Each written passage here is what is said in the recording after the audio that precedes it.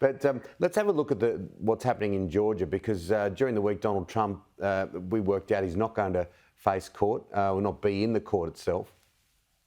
That's correct. He's not going to be at this next court date, but we did find out this week that proceedings will be televised. So as you talk about, this all sort of being like a soap opera, well, we will be able to see what happens inside this Georgia courtroom.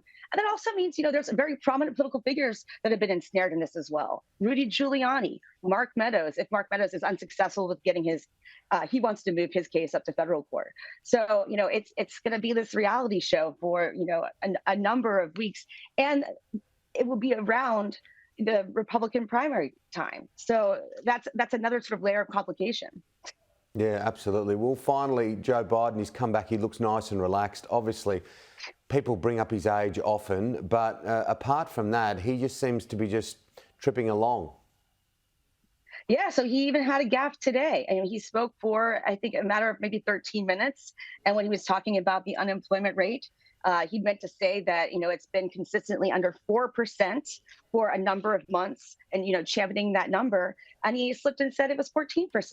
And so, again, that will, create these questions about his capacity to be not only president now at age 80, but going on into the future, into a second term for another 4 years. And you see a lot of presidential candidates on the right. Nikki Haley comes to mind, who has basically said, like, Kamala Harris is going to be the next U.S. president, and that's who you'd be voting for if you're voting for Biden for a second term.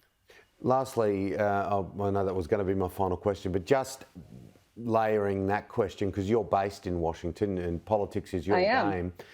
What I hear a lot of for those that are around Joe Biden is that when it comes to group discussions like smaller negotiation, that is when he's at his peak. In front of microphones, in front of people, has never been a strong point for him.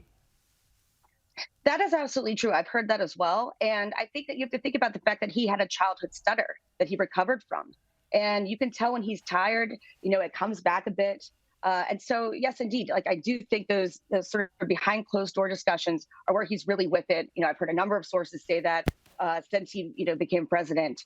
And I guess the problem with that is that it doesn't help him politically for, his sort of best work to be behind closed doors. Yeah, absolutely. It's all about the bright lights sometimes, isn't it, Nikki? It's great to have you on the show. Indeed. Love to get you on again soon. Thank you so much. Have a great weekend.